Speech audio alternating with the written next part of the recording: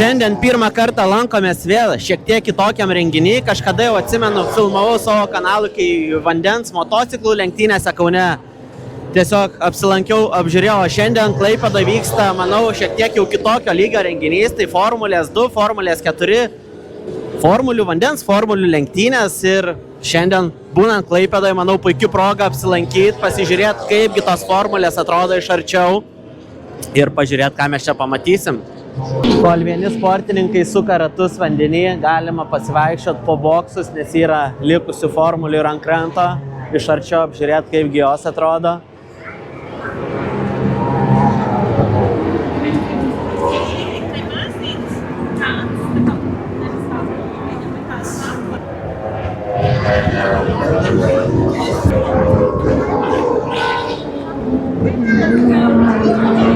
Virš kiekvienos palapinės ir yra vėliavos, kurios šalies sportininkai, tai kur Lietuva, nematau Lietuvos vėliavos, toliau gal kažkur tai rasim.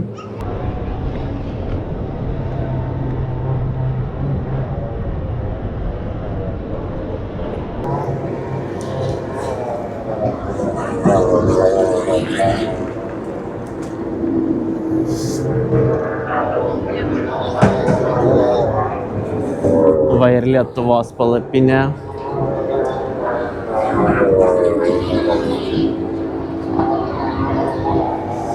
Vieni vandenį, o kiti ant kranto tobulina. Neskau, čia vyksta ir F2, ir F4, tai kol vieni vandenį, kiti ruošiasi plaukti. Viena formulė, kaip pavyzdinė, suprantu, palikta ir ant kranto apžiūrėti.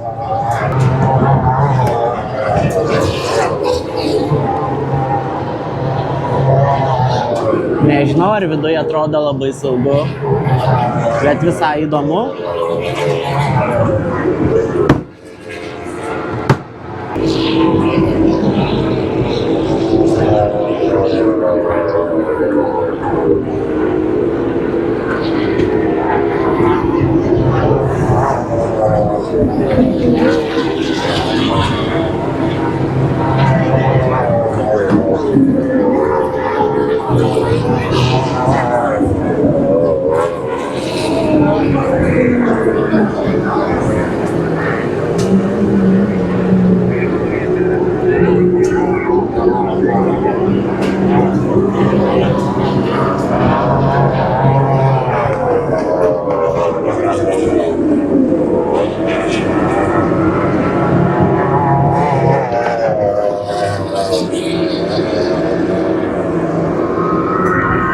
Taip vyksta vandens formulių nuleidimas į vandenį ir pakelimas iš vandens.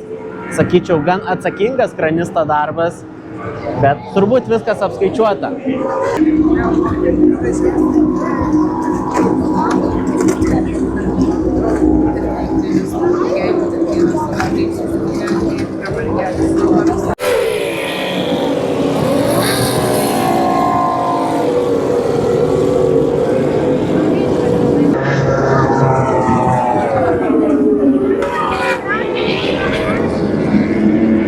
Kam patinka daug benzino kvapą ir daug garso, tai šitas sportas tikrai patinka, nes jau ko, bet benzino kvapą būnant arti, tai nemažai prisiuostai. Šiaip renginys vyksta 2 dienas, penktadienį ir šeštadienį, tai šiandien pirma diena ir kol kas nuo 11 valandos, nuo kiek vyksta tiesiog tokie bandomieji važiavimai, treniruotė, tai kol kas jokių rezultatų nėra, bet aš kadangi šitam sporte net nenoriu apsimetinėti, kad kažką daug suprantu, kad kažkokius taškus, kažką tai man tiesiog vien įdomu pažiūrėti, kaip iš šono, kaip atrodo, kai sportininkai treniruojasi, plaukioja, važiuoja, kaip pavadinti, nežinau, tiesiog su Formulės 1, su Formulės 2 vandens motociklais.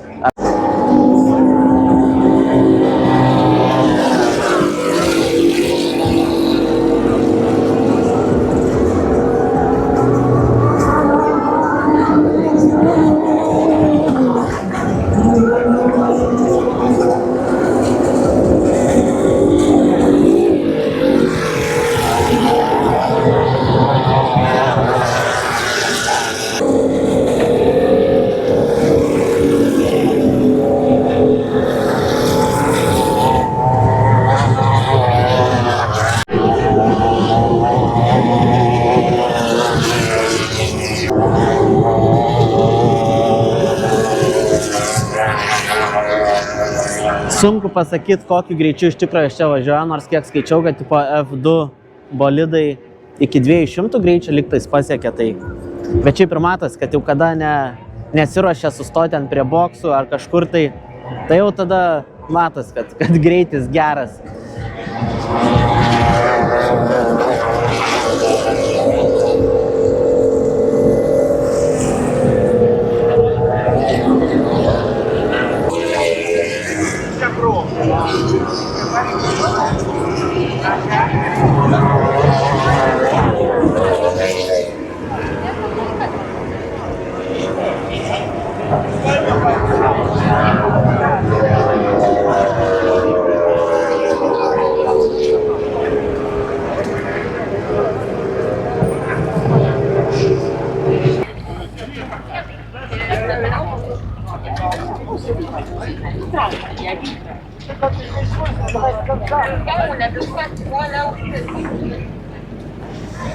Vyksta paskutiniai pasiruošimo darbai, nes realiai už 5 minučių kaip ir pagal laiką turėtų F4 kvalifikacija prasidėti. Tai visi jau vandenį, paskutinės gal dar sukelinėja ir jau tada visi turėtų savo tikrąjį greitį parodyti. Jau ne treniruotės, ne apšilimas, o rimtos lenktynės, nu ne lenktynės, bet kvalifikacija, bet jau visi norės būti kuo greitesni. Daug šiek tiek statistikos, tai iš praktikos galima pamatyti, kad lietuviai buvo antroji lentelės pusė pagal rezultatus, 14, 15 ir 12. O iš F2, tai gal Dagiliui ir ne pats geriausias rezultatas, bet Edgaras Repko buvo antras praktikoje. Bus matyti, kaip dabar kvalifikacijai seksis.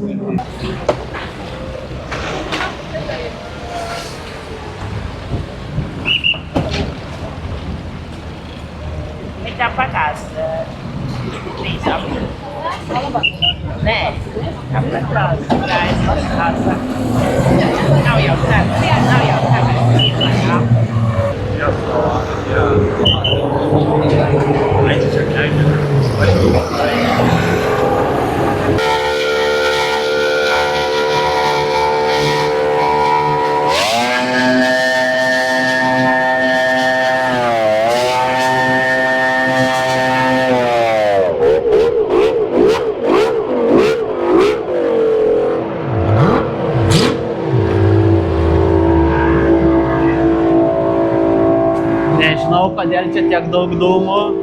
Čia, kaip suprantu, vienas iš neišplaukusių į kvalifikaciją. Gal kažkokie techniniai nesklandumai. Kur daug dūmų, ten nieko gero. Bent jau aš taip galvoju.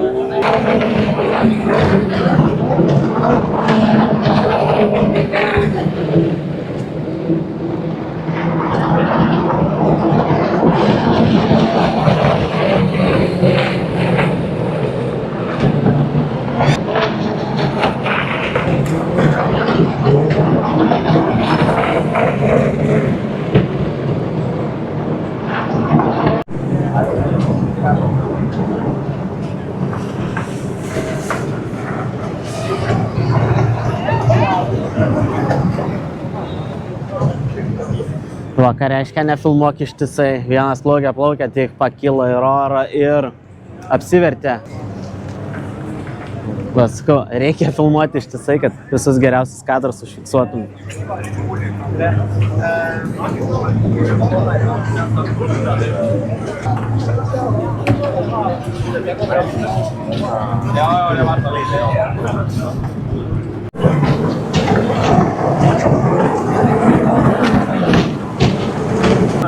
Partempiau apvirtus laivą, bet šiaip sureagavo visi labai greitai, visi gelbėtojai specialios tarnybos, tai kaip suprantu, visi sveiki, tiesiog sportinė prasme turbūt nepasisekė, bet visa kita turbūt kaip ir viskas gerai.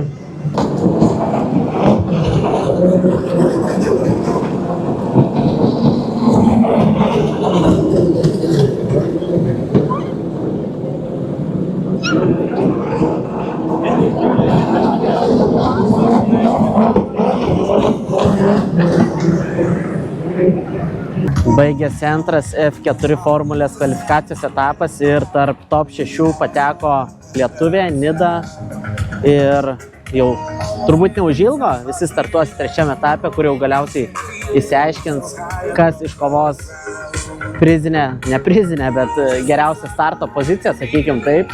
Nes šiaip kiek teko jau girdėti, kad ta pirma pozicija tikrai duoda visai nemažai, jeigu lenktynėse startuot. Pažiūrėsim.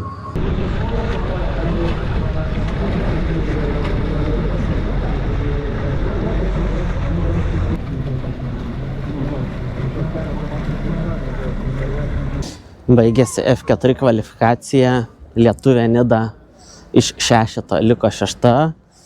Lenktynėse dėja ir taip jau neplanuotai gan ilgai užtrukau, tai šiandien nepažiūrėsiu, o rytoj dar vyksta dar F2 lenktynių diena, tai manau, kad gal rytoj apsilankysiu. O šiandien buvo šiaip tikrai smagu susipažinti su šitų sportų pirmą kartą. Šiaip apskritai pasakyčiau, kad renginys organizuojamas jau 2 metai Klaipėdos laivų terminale, ir tiesiog vieta tai labai gera. Nori ten prie visų lenktynių būk, nori čia paik 100 metrų iš šono, tiesiog jachtas gražiai. Šiaip, man turbūt šita Klaipėdos vieta prie senosios perkėlos yra vos negražiausia Klaipėdos vieta, tai vieta pasirinkta tikrai labai gera. Ir šiaip smagu, kad Lietuvoje vyksta tie tokie renginiai, nedažnai, bet atvažiuoja daug turistų, daug užsienio sportininkų, tai vien už tai, kad Lietuvoje tokie renginiai vyksta, tai yra labai labai džiugu.